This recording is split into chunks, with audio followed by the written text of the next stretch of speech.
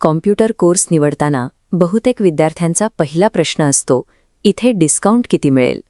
कमीत कमी पैशात शिक्षण पूर्ण करण्याची ही ओढ सर्वांनाच असते, पण शिक्षणाची सुरुवातीची किंमत कमी करण्याच्या प्रयत्नात आपण नकळत एका अशा मार्गावर जातो, जिथे यशाची शक्यता कमी होत जाते.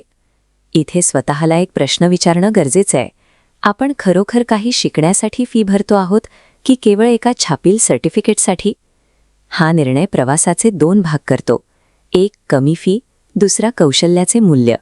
दोन्ही मार्ग शेवटी जॉब इंटरव्ह्यू या परीक्षेतून जातात. स्वस्थ मार्गात सुरुवातीला पैसे वाचतात, पण प्रॅक्टिकल प्रश्नांसमोर ज्ञानाची पोकळी जाणवते. या उलट प्रॅक्टिकल शिक्षणावर भर दिल्यास विद्यार्थी कठीण प्रश्नांना आत्मविश्वासाने सामोरे जातो. आजची ही छोटी आर्थिक बचत आणि भविष्यातील प्रोफेशनल रिजेक्शन या 2 गोष्टी एकाच वेळी समोर उभ्या आहेत. तांत्रिक शिक्षणामध्ये जेव्हा तुम्ही वाजवीपेक्षा जास्त डिस्काउंट शोधता, तेव्हा तुम्ही नकळतपणे तुमच्या भविष्यातील प्रगतीची किंमत कमी करत असता. एखादं ट्रेनिंग सेंटर अतिशय कमी फीमध्ये कोर्स कसा देऊ शकतं याचा विचार करणं महत्त्वाचं आहे. कारण फी कमी करण्यामागे काही विशिष्ट तडजोडी दडलेल्या असतात.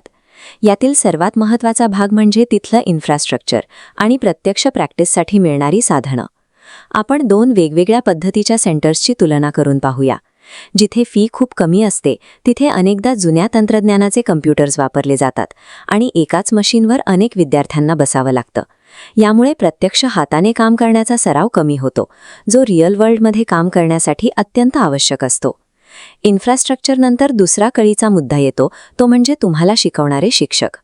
खर्च वाचवण्यासाठी अशा ठिकाणी अनेकदा कमी अनुभवाचे शिक्षक नेमले जातात, जे केवळ पुस्तकातील ओळी वाचून दाखवण्यापुरतं शिकवतात.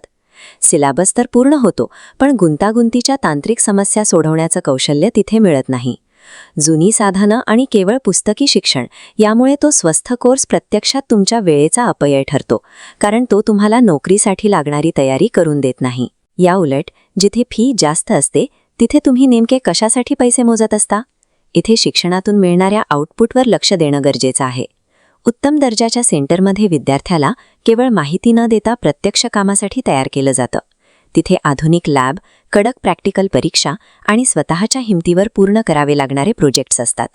ही मेहनत तुम्हाला तांत्रिकदृष्ट्या सक्षम बनवते, ज्यामुळे इंटरव्ह्यूमध्ये विचारल्या जाणाऱ्या कठीण प्रश्नांना तुम्ही आत्मविश्वासाने उत्तरं देऊ शकता. हा मार्ग निवडण्यासाठी सुरुवातीला जास्त आर्थिक तरतूद आणि स्वतःच्या कष्टांची तयारी लागते. प्रॅक्टिकल कौशल्यांवर आधारित शिक्षण घेतलेल्या विद्यार्थ्याकडे स्वतःचं काम सिद्ध करण्याची क्षमता असते, तर केवळ सर्टिफिकेटवर लक्ष देणाऱ्याकडे फक्त एक कागद उरतो. करिअरमध्ये स्थैर्य मिळवण्यासाठी अशा कौशल्यांची गरज असते, जी तुम्ही दबावाखाली सिद्ध करू शकाल.